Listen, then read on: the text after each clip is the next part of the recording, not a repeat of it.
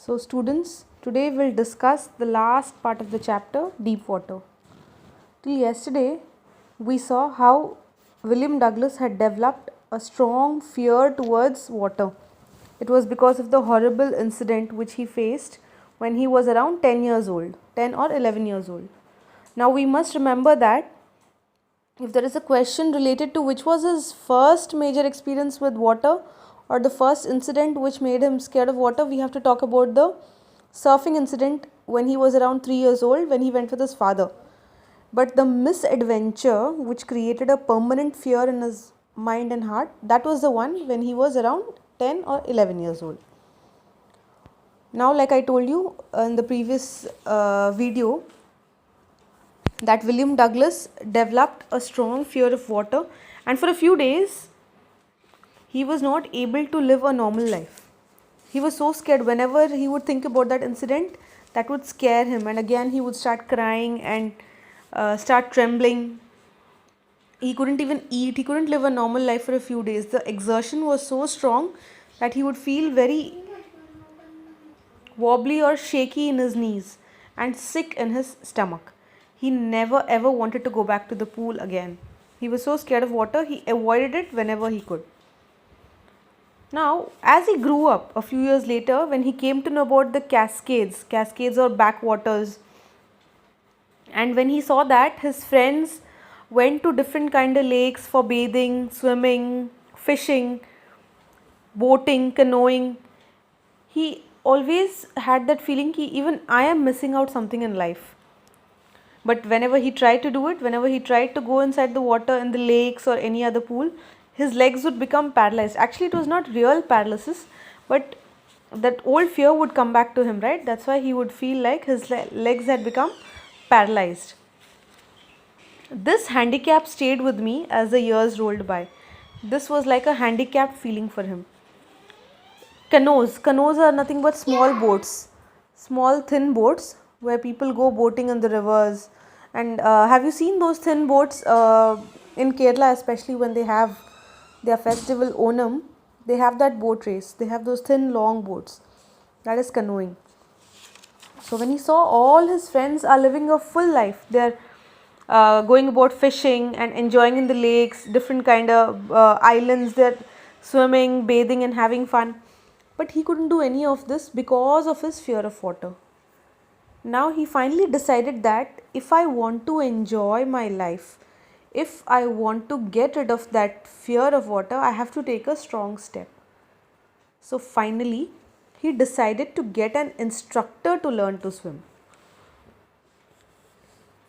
Every person has a guide, a mentor, a teacher who gives a new meaning to their life, who gives a new turn to their life. In the same way, this instructor helped him to learn swimming step by step. Now this is a question which keeps coming again and again. How did the instructor build a swimmer out of William Douglas? So we have to know the step by step procedure, how the instructor adopted different kind of methods to allow William Douglas to become comfortable in water and finally become a very good swimmer. So the instructor put a belt around me. A rope attached to the belt went through a pulley that ran on an overhead cable.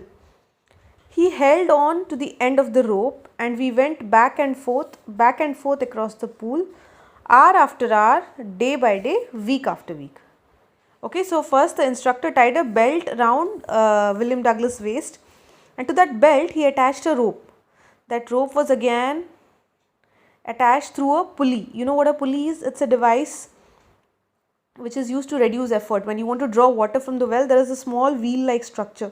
That's a pulley. It reduces the effort. So the other end of the rope was held by the instructor. He loosened the rope and tightened it as per the wish of William Douglas. As in, first he just wanted William Douglas to be comfortable in water. So this was a procedure which did not happen overnight. Okay, William Douglas didn't become a good swimmer overnight. It took him quite some time. So every day, hour after hour, week after week, they practiced the same exercise. On each trip across the pool, a bit of the panic seized me. Each time the instructor relaxed his hold on the rope and I went under, some of the old terror returned and my legs froze. Like I told you, the previous incident was so strong, the impact was so great, it was not easy for William Douglas to forget it so easily. Okay, so every time he went underwater, that same fear came back to him. That scary feeling, like as if he's about to drown and die. And his legs would feel paralyzed.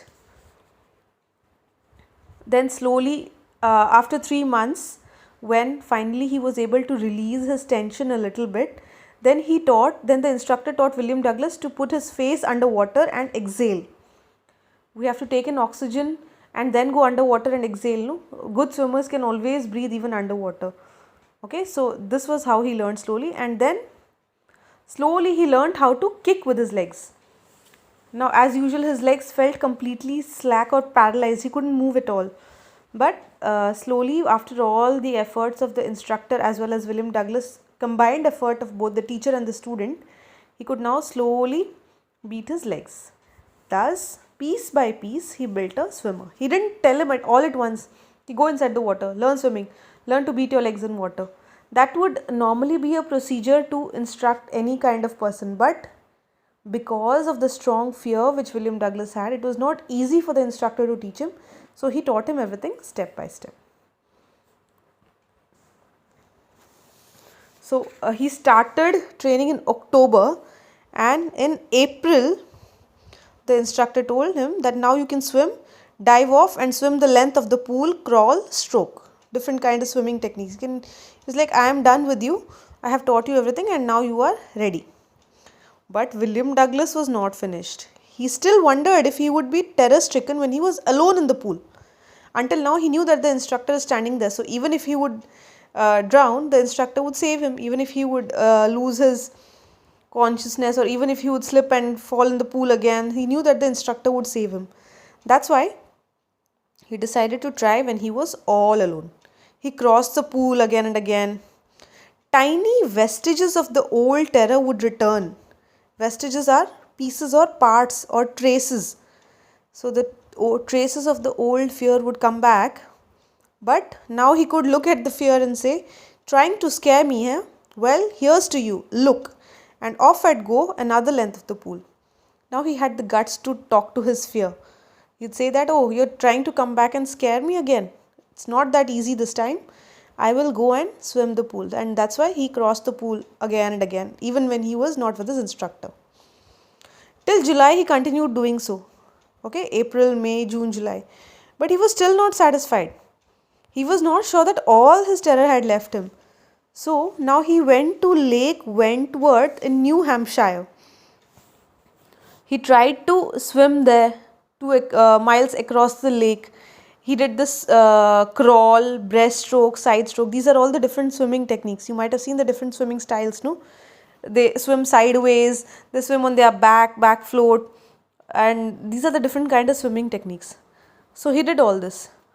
When he was in the middle of the lake, he put his face under and saw nothing but bottomless water. The old sensation returned again. But then this time he was strong enough to laugh and say, well, Mr. Terror, what do you think you can do to me? It fled and I swam on. That means the terror actually fled. He still had residual. Residual is last remaining. He had a few remaining doubts, and for that he went to the Conrad Creek, to Maid Glacier. He went to the Warm Lake. He swam across the other shore. Okay, he went to all these places. He went to different places, different lakes and islands, and finally he got rid of the fear completely. So it was not an easy task, but he finally achieved it. Now he realized in the end, this entire experience had a very deep meaning for him. Once Roosevelt had said that all we have to fear is fear itself. Okay, there's a saying in Hindi also. There's that tagline in that Indian ad also, Mountain Dew, Dar ke aage jeet hai. So until you have that fear, you cannot do anything in life. So all you have to fear is fear itself. How much ever difficult or how much ever tough the situation is, if you get rid of the fear, there is nothing which can stop you. And this is exactly what happened. Because he had experienced both the sensation of dying and the terror, he knew that how strong the intensity was and how finally he has to get rid of that fear. Finally, he felt released, he felt free. Until now, see, when we are scared of something, we just feel that in death there is peace. Okay, we cannot conquer that fear, we are scared, we feel it's better to die rather than trying to conquer that fear. But once you get rid of that fear, once you conquer the fear, you realize that there is nothing which is impossible, there is nothing which you cannot beat. All you have to do is work continuously and keep yourself strong. Practice and perseverance is the only key to success. What is perseverance? We say no, try and try till you succeed. That is exactly perseverance. So you have to, he kept on trying. He didn't stop once he learned swimming here because with the help of his instructor. He tried to get rid of the fear from within. He did it all by himself because he knew he doesn't have to prove anything to anybody else. He has to just prove it to himself. And that is why he emerged successful. Now we are done with the chapter. If anybody has any kind of doubts in this chapter, please let me know immediately so that we can continue or proceed with the next part. Thank you.